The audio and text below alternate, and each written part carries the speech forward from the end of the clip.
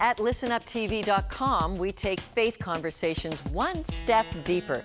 Check out our blogs, send us your questions, and explore our Discovering Faith pages. Let us know what you think. That's listenuptv.com. Listen Up is back, and we're delving into the world of polygamy and how it's impacting Canadian society. Is marriage as we know it in danger? Our next guest thinks it could be. Associate Professor of Christian Thought at McGill University and author of Nation of Bastards, Douglas Farrow joins us from Montreal. Professor Farrow, welcome. Good to be with you. Professor Winston Blackmore, a polygamist from Bountiful, BC, had his court charges thrown out.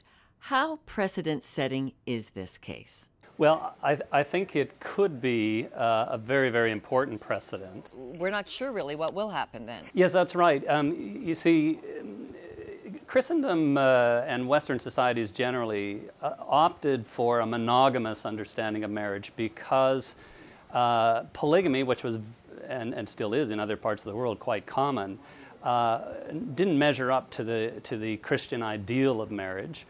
More importantly, that had effects on women and children that were regarded as detrimental, that women and children began to be, or were being treated in many respects as chattels, as property.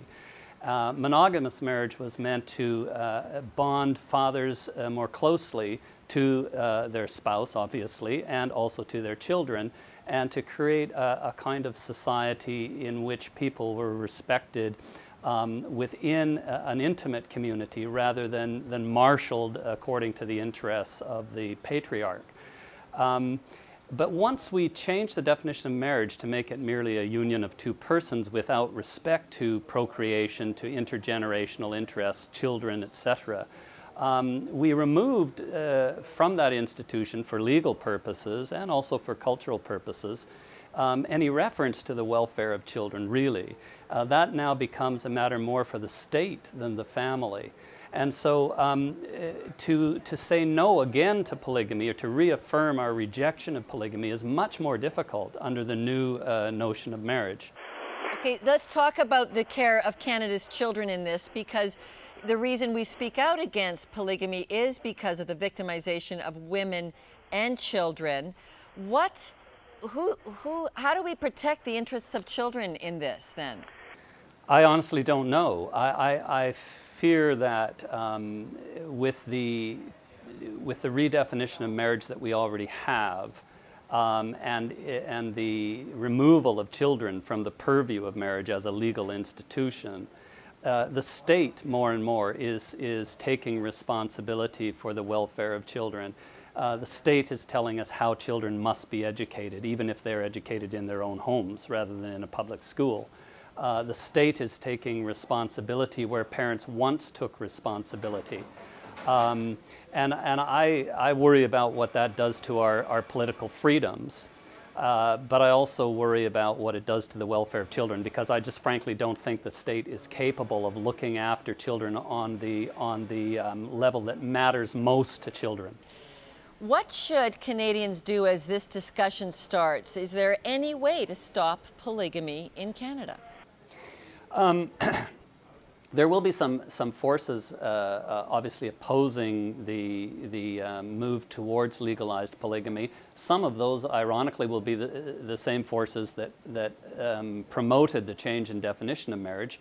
That is to say, there are people who supported that move who nevertheless find polygamy very threatening because of its connection not so much with Mormons but with Muslims and with patriarchalism generally.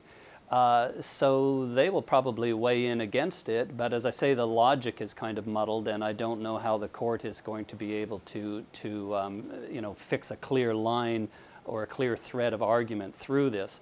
As far as the general public goes, I think it's time the general public woke up to the issues of political and religious freedom, which are totally intertwined with this question of what marriage is and how it functions. And they began to take the whole thing much more seriously than they did under the debate around C-38. So I would encourage them to, encourage the public to read and think and argue about these things and not leave it all to the courts. There needs to be a hashing out of these things in the court of public opinion, and not merely as manipulated by sloganeers, but looking hard at some of the issues. I mean, that's why I wrote the book Nation of Bastards, is to help people think about that. Thank you, Professor Farrow, the author of Nation of Bastards, Essays on the End of Marriage, joining us from McGill University in Montreal. When Listen Up returns, a woman who lived through 3 generations of polygamy. Irene Spencer tells her story of sharing her husband with 9 other wives. That interview next. And it's abuse when you have no schooling, no job skills, and when you are forced into having a baby almost every year and have anywhere from 12 to 21 births.